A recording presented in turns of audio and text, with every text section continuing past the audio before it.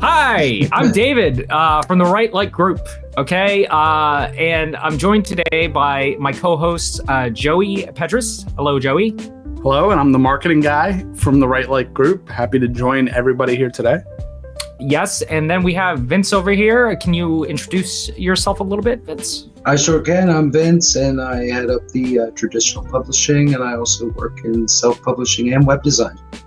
Yes, and David, well, I'm basically, I guess, the owner, but we're all kind of in this together. That's kind of the mission when I started out the WriteLight Group, where all the employees have a say in kind of how the company is run and where it goes. We all do a nice, like, straight down the line profit split.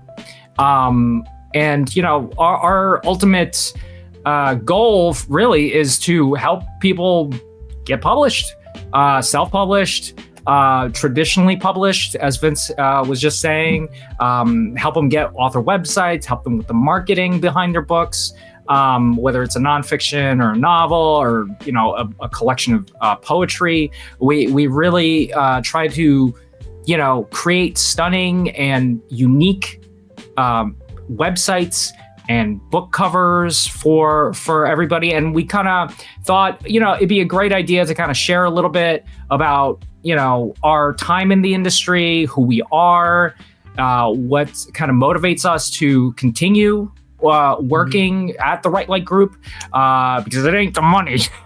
Am I right, guys? Yeah. Okay. So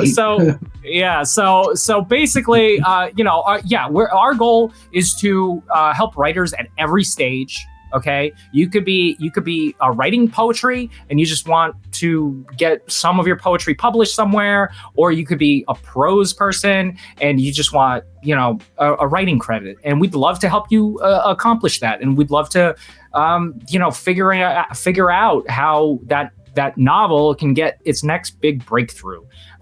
So yeah. And in the end, you know, I'm hoping that with this, maybe, you know, people can, you know, sort of put the face to the company a little bit with us here. So yeah, why don't Joey, because Joey has had several of his books self-published. Correct. And you know, why don't you talk a little bit about how that process went for you and kind of what to expect as a self-published author, and yeah, just give us kind of, you know, an overview, I guess. Yeah, so I've always seen myself as a writer first and foremost, and I've been writing for like most of my life. So obviously I haven't published most of that writing, and it sat kind of in a folder on my computers, various computers, moved from computer to computer over the last 20 or so years. Just wow. You know, gathering digital dust. The fact that you haven't lost any of that data for so long is, I think, great, because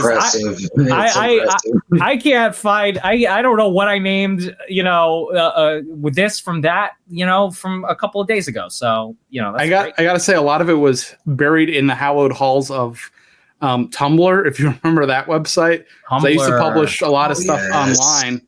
So a lot of it was there, and that's where I used to publish most of my writing. So during the pandemic, I thought it would be a good experiment while I was home, you know, nothing to do. I was thinking about writing a lot, and I was going back, reading my old writing. I'm like, why don't I do something with this? So I decided, hey, let's, you know, create an anthology with all this old writing that's just been sitting here for a decade. And I could see kind of like my past and present basically in a single book of how I've evolved as a writer. And it was a fun project, just to see, you know, where I came from, where I am now. So I put together in that time 2 books, which I called It's Your Distraction. So it was a collection of, you know, short stories, essays, poems. And I was able to turn out 2 volumes of it. And they're pretty decent sized books. And it's all short stories from the first volume is like 3 years of short stories and poems, all collected into one book. That's amazing. So like stuff from my like late teens and early 20s. And then the second book is just 2012. You could tell that was a a pretty heavy year. So Yeah, this is A little year. this is Yeah. just Well, one year worth now of wait a stories. minute. Now wait a minute. What exactly was happening in your life? I really would like to. This was a post breakup year. So Oh, the post breakup. Oh. That's is- it. this is When 21 years old. You Post get breakup, all the thoughts. Wow. you Yeah. get that one long lost love, Yep. and what and whatnot. That And you get a whole book out of it. you get a whole Yeah. book out of it, 10 and years later. I'm sure we've all been there. We all wanted to, scream it out Definitely. on the page. Okay, And that's what I did. And I also have a marketing background, and this is, I started in writing because I love to write, and then I wanted to always, even going back to MySpace, like figure out how to market myself. I always wanted to go kind of the non-traditional route. So I used to publish short stories and poems on MySpace back in the day. So that kind of, I learned marketing by trying to figure out how to market my writing. So it all kind of ended up tying back together. And that's why I wanted to use this as an experiment to finally combine both skill sets, I guess. Well, I really wanted to bring those novels, all right, those massive collections back up. Yeah. Okay. First of all, I really like your color choices. I really like I like the title. It's Your Distraction. That was the name of the blog page, the website, the Tumblr page. Oh my God. Is it still up? Can I go to itsyourdistraction.tumblr.com? It doesn't, I don't really update it anymore, but yeah. Okay. I use some of the other stuff I learned to put these together and on Amazon and stuff, and even made like a hardcover. Isn't that so cool? Like you have a physical thing. Yeah. It's not just a digital item where people scroll endlessly or kind of ignore it or can't really read it off the page. Like, the fact that you have a physical item, you can flip through the book, and hey, I did this. I had a big bad breakup in 2012, and I wrote my life, my heart, and my soul into it, and I have a physical copy of that memory that I can just like share with the world. Although I gotta applaud you, Joey. Not a lot of people will maybe want to share some of that. Maybe I shouldn't have shared some of it, but it exists now in physical form. No, that's beautiful. I honestly am I'm proud of you, man. Like, because it takes a lot to get to that point of just putting it out there. And I want to say this is something that everybody can do essentially. Like, this is not. I'm sure most writers have just stuff sitting around, or maybe they're just working on and tinkering on stuff that they don't think is going to be able to be in a full novel or become a full short story. Maybe they want to turn it into a novella, which I have like these little ones that I also made. And this is also something that anybody could do. I did like these little kind of novella, like booklet things, full of poetry. I do them every April. I write, for National Poetry Month, I do a poem a day. So the last couple of years I've been doing, just turning them into little books so that, it feels like rewarding at the end of the month. It's like I'm basically building a book through the whole month, which is a lot of fun. Yeah. Like what I love about this too, that like with those, especially the little short pamphlets almost, right? Where those are great on a coffee table. And people, they're hanging out, they're chilling at your place. They grab the little book of your poetry and start reading through, and they kind of get a good insight into who Joey is. It kind of is more, I think, meaningful also to have like something like that to I don't know, just kind of it's like you're decorating your heart out onto the coffee room or whatever. So I don't know, it's cool. I love that. I really do. The idea also was, and this is something, again, other people could apply, is like sometimes with self-published authors, you don't know what kind of quality you're going to get. You don't know what to expect, especially from an author you haven't really heard of before. They don't really have big publications talking about their work or their name. So this gives them kind of like a low price point to join your club, essentially, to get into your writing without having like to commit $20+ to a book if they don't want to. So they could kind of almost sample like what your style and what you have. So I use these almost more like little marketing materials for the bigger stuff. which is another way to think about it. Well, that leads me into like, going into like the giveaways that Goodreads does. You could do those with those books, and definitely get a lot more ARC readers, and just kind of advanced copy, basically, readers, and just like, because you're not asking them for a lot of time. They're getting a free little like book and kind of like, hey, literally like 33 pages, like each day of the month, or 30 pages. Yeah, and I think that's such a wonderful idea. And again, I really like the color and the bold font choice that you have going on. I really like the striking style. Yeah, very simple. Like we know like simplicity is kind of like in this time. WriteLight does stuff like this. If you're looking for something a little bit more simple, or if you're trying to like build out a series like this where you want some like consistency and style and color. I love that consistency. Yeah. This is something that WriteLight definitely can do and kind of create a full picture, which is what I like the most about what we do. It's kind of one-stop shopping it. You could start from conception all the way to promotion and marketing, and, become a full branded, full-time author. Like maybe not full-time, but you know what I mean? Like cover all your bases. Yeah, and the important part is that throughout the process, you always get another person kind of giving you a spot check on stuff, giving you better ideas. Like not every idea, sometimes your first thought is not the best thought. Maybe you should go with the second thought. Oftentimes, right. like that breakup book. was that a second thought, Joey? I hope so. So yeah, I absolutely love it.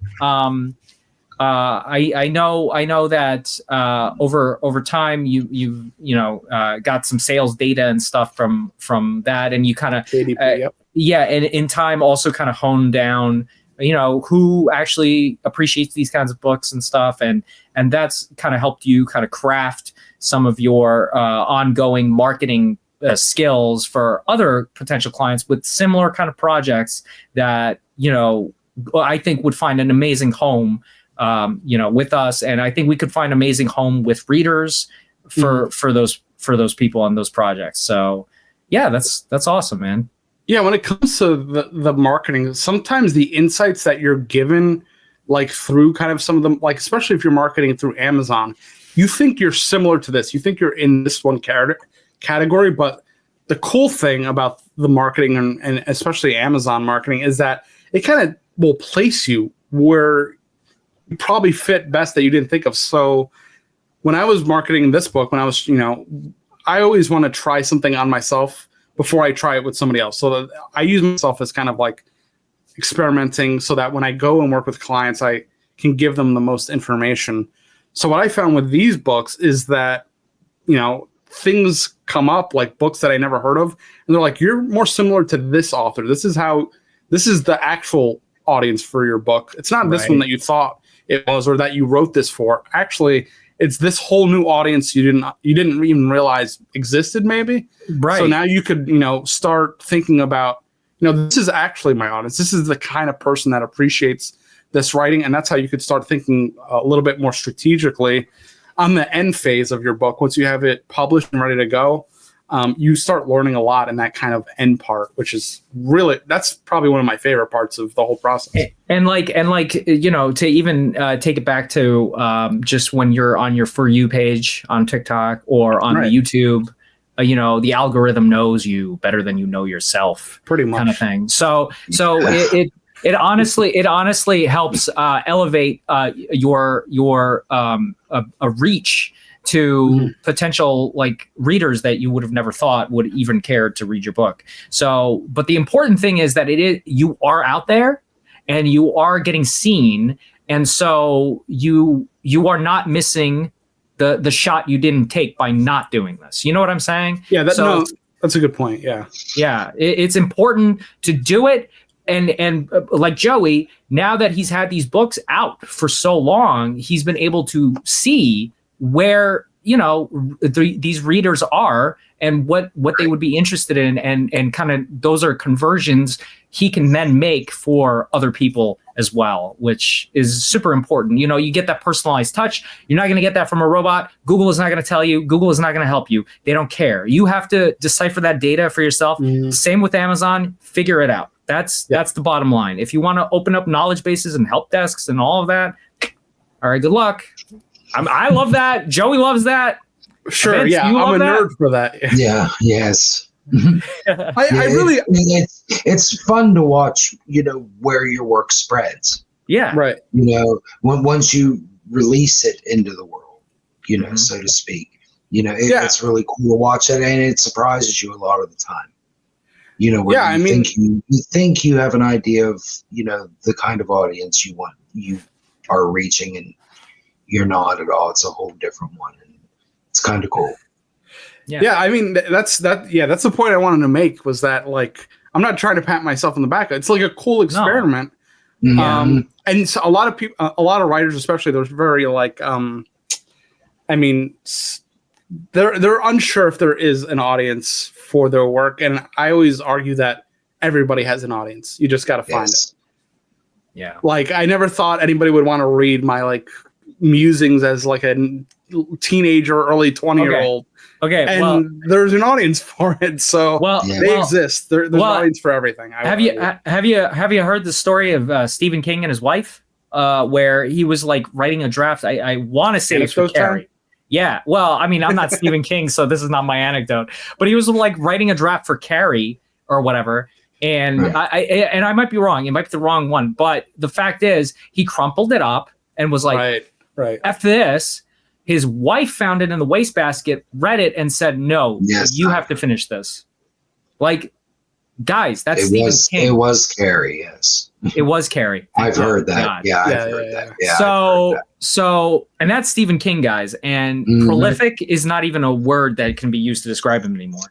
So think of it that way, that your wife might be out there. Your book might be, put your it out. Your book might be your wife, or right.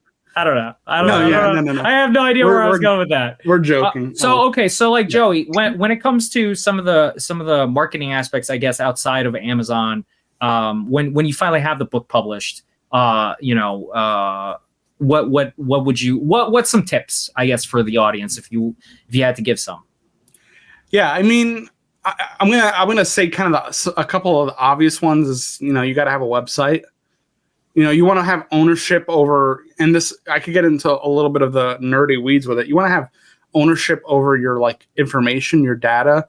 I mean, you could host it on, you know, obviously you're going to put it on Amazon and Barnes and Noble, and maybe you're going to go through some indie publishers or, you know, indie distributors.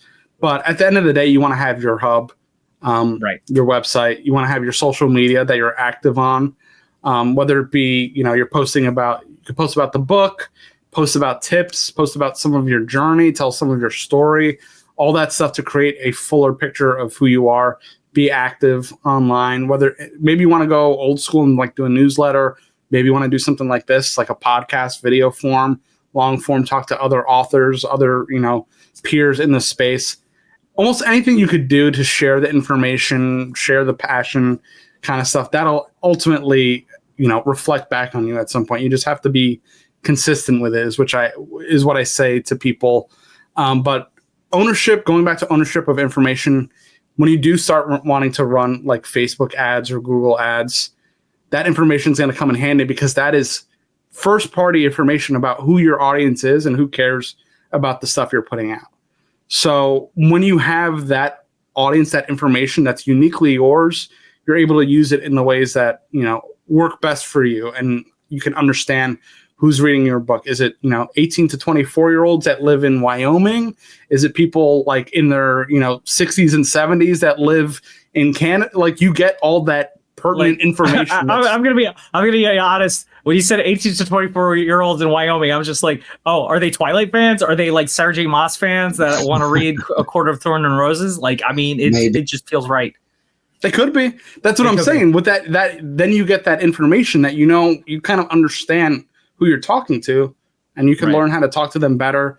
You could run ads to try to, you know, sell more of your book or promote maybe other aspects of your business or other writings.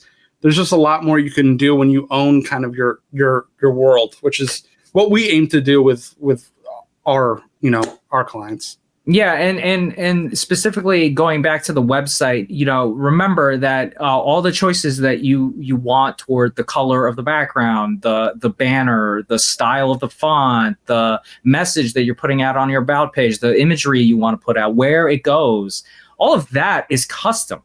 We don't template your dream.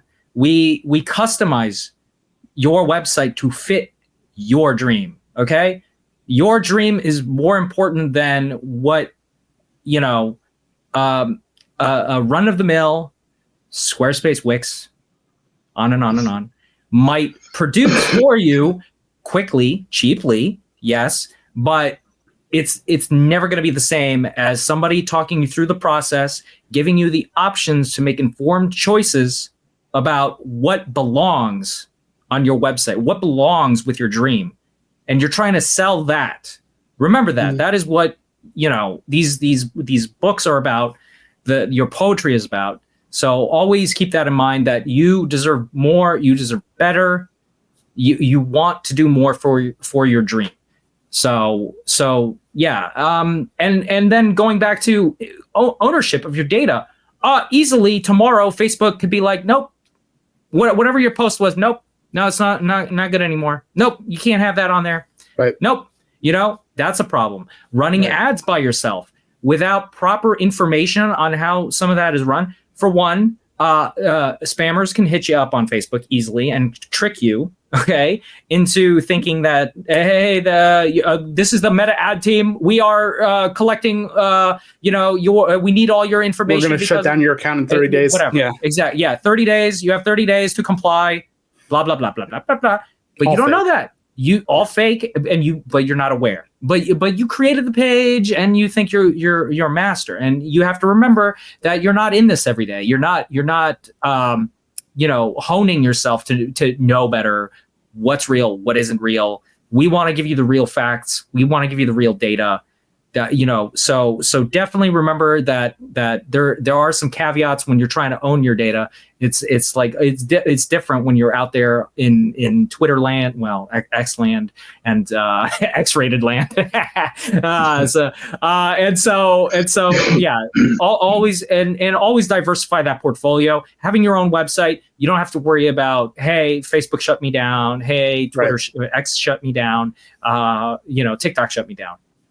You have it backed up on your own website. And always remember that when you're creating content for any of the other platforms, it goes back to the website. You have to always talk back to the website. You always have to post about your website. Try to get that word of mouth about your website. You want people to remember that, hey, you can't contact me on Facebook? No worries. Yeah, I got a website. You can hit me up on there anytime, I always try to just as like a metaphor, it's your storefront. Just imagine you have a store, and that is all your stuff is in the store. Your customers come to your store. Maybe they see a flyer out in the world and they come. It just treat it in your mind like it is your store. You take ownership of it. You control the means of acquiring goods and whatever like Dave said. Just I try to get people to visualize this is your store. Your website is your store. You're selling your books at your store. Treat it nicely. If something else goes away, you have no control. But if it's your store, you're in control of who comes in, who comes out, and what you do in it. Yeah, and don't forget that even when you're on an Amazon, and that which is great, which we do promote. Yes, because it's a massive storefront. You just get a lot more eyeballs on those kinds of places. You then have a hub back home where your book is number 1, your book is number 2, your book is number 3, your book is number 4. You're not competing with 1,000 other titles, maybe similarly named, or maybe your author name is something like John Smith, with other John Smiths. Right. So, that's also remember, you want to craft that uniqueness, okay? And you're not going to get it from johnsmith.wix.com either. So you need your own custom domain name, and that can get people into some trouble not understanding, renewals and how much does it, and why does it work this way, and how do I connect it? What connections do I have to make? These are all technical things that normally authors shouldn't have to even consider. They're just trying to sell their book. Do you want to become a web developer on top of that? Because it feels like being an author is a lot, that's your thing. That's the thing you want to be doing. So keep that in mind on your self-publishing journey, on even your traditional publishing journey. Just say you want to talk about, hey, I've been published in, the New Yorker or something, something massive, and you want to talk about it. Well, where are you going to talk about it? Who's going to see it? Who's going to remember it? You posted that a year ago on Facebook. It's gone. Right. You with all the cat memes and the food posts.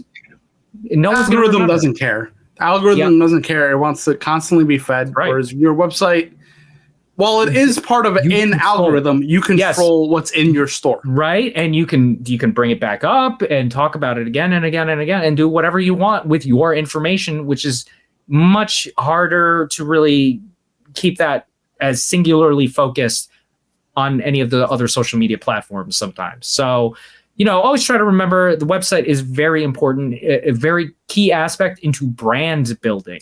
Yes, that's what I was going to mention. Thank you for saying that. So brand is something I emphasize when I talk to our clients, because a lot of writers don't really see themselves as a brand. It feels like maybe a little too corporate feeling, like it doesn't feel artful, but brand just means like essentially the way you message yourself. It's who you are, what you stand for, what you believe in, your style, the things that interest you.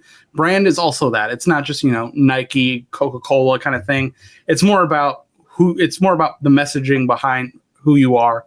And you can't do that in a place better than a website, where it really is the place where you could share your, whatever you want to share, essentially, and make it your hub of all your interests and stories and, all that stuff. So I think brand is probably the most important thing when you're trying to be a profitable author. If you really want to take this to the next level and you want to make money from your writing, I think you have to think of yourself.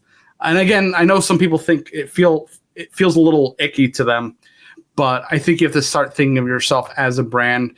Who are you? What are you trying to say with your work? What are the themes surrounding you and your work? And that's something you could really come together in a creative way on your website, and furthermore through your social media and the books you choose to publish. And always remember that it is a lot of hard work. Okay, as being an author, that was a big step. You got through a lot just to get to the point of actually creating a book you can publish and hold it in your hand. But the next part is marketing, getting out there, going on those book talks, going on the social media, doing what you can to sell yourself, sell what your dream is. It is hard. We can provide you the tools to succeed, but it requires effort on your part as well. It's a team. It's teamwork in the end between the two of us to grow what again is your dream. Like, that's the whole point, right? Right. So Joey, what other tips would you have, like logo designs and things like that for your brand, or can it be just simple as your name and in just big bold block letters and that kind of, what do you think? I mean, all the stuff is nice, logos, fancy, design stuff. But I think the most important thing for branding, at least in this day and age, is consistency in content and tone. For the most part, obviously you could experiment and step outside of that, but people like to know what they're getting kind of before they get it. They like to understand what you're offering. Like Stephen King, when you think of Stephen King, bringing it back to him, you know what you're getting. Like you already know just from his name and his previous stuff and just his overall vibe. You know what you're in for. The same goes for any other author. I'm a big Kurt Vonnegut fan. I have one of his books literally right here. I know what I'm getting just when I hear that name. I know what kind of vibe I'm getting from the book. I know it's going to be satirical. I know it's going to be dark humor. I know it's going to be a little bit of a wacky kind of surreal vibe, but authors usually have this kind of air of, a thing, essentially. A theme, like themes that they follow. Same thing with directors and a lot of other art forms. Obviously, Jackson Pollock, like when you think of that name, you could instantly visualize Jackson Pollock painting or a type of painting, something like that. So I think making yourself distinct enough, understanding what you bring to the world of writing through your books and your personality and your interests. I think being consistent with all that is your best bet to break out of kind of just like the so-called published author realm and really kind of get to the next level. Is being kind of more true to who you are, your interests, kind of thing. Really, really, like your specific interests are going to be your most powerful asset. I don't care what it is. Your niche. Your you niche. Want to get into the niche, yeah. There's a marketing guy called Gary Vaynerchuk, and he always says, if you love the Smurfs, make a Smurf website, make a Smurf, make a Smurf YouTube podcast about the Smurfs. Somebody's going to listen to it. It goes back to like finding your audience, like we said before. There's going to be somebody for you. You just have to, basically have the cake ready for when they get to the party. Essentially, is what I'm trying to say. You gotta build that atmosphere of your world, your brand, right? So that when people get to you, they know what they kind of know what they're getting. Maybe there's a little bit of mystery to it, but they can understand. That's why on the back of book covers you see stuff like just like Stephen King, like going back to that since that's our example for the day. Yeah, sure. But that kind of idea reigns true for all aspects of the journey. Just understanding what your niche is, because niches it's a good thing and a bad thing that the internet world wants to kind of put people in specific boxes, but that helps you really excel at the thing you're interested in. So that's a long-winded way of saying, try to understand your niche and really go all in. And also when you're in that niche, make sure you're engaging with the people also in the niche.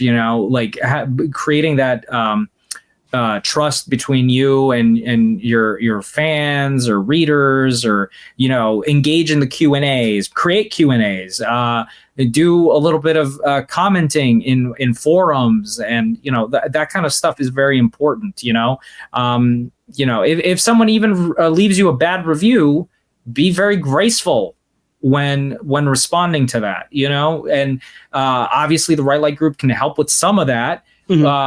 But again, this is a partnership. Okay, it's about as much effort as you can put in, we can give back. So, but we are more than happy to help you create eye-catching graphics for your brand logos. Give you a good, consistent idea of like volume 1, volume 2, volume 3. What should it look like? All three of them should kind of have a similar scheme. I mean, again, going back to Joey's. Volume 1 and 2, I would love that. Like, look at that. I think that's so cool. And the spines the spines line up. That was very intentional. I wanted the it's gonna be I wanted the lines to line up. Yeah. Right. And the Roman numerals and stuff like that. See, like these stuff like that. Yeah. These are strategies. We focus on authentic and sustainable strategies to keep you going.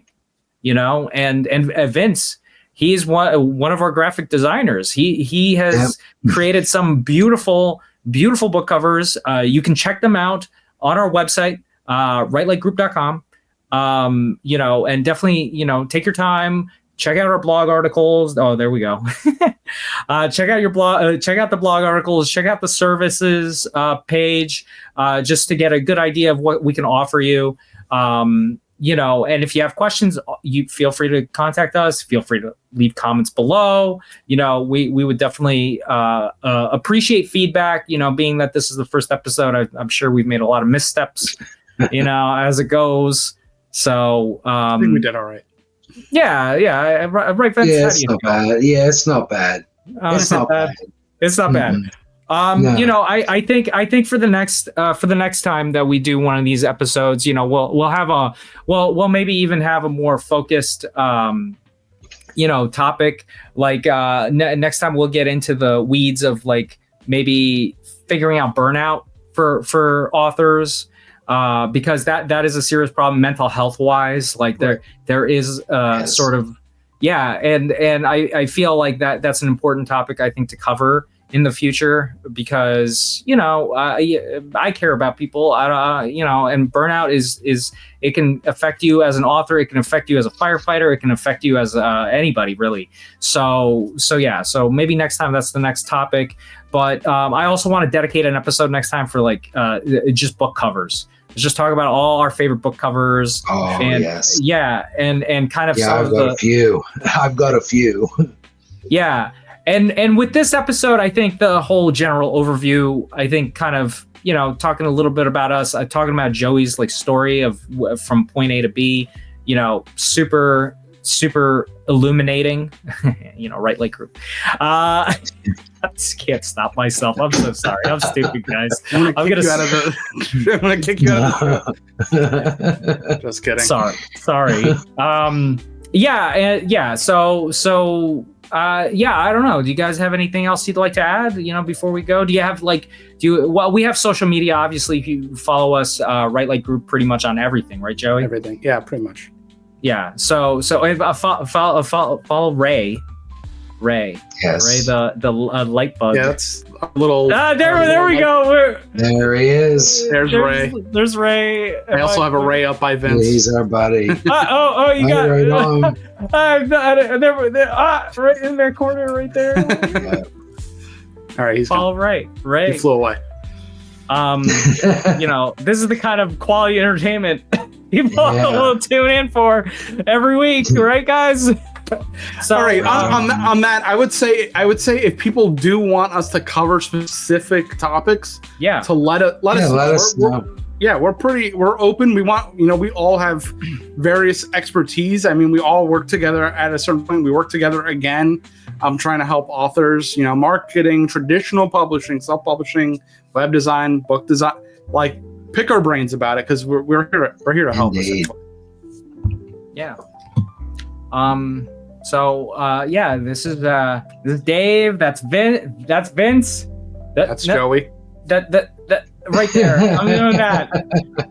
That's Joey. That's Joey. That's Joey. I think I have. And sayonara. Oh, right on. There we are. Bye, guys.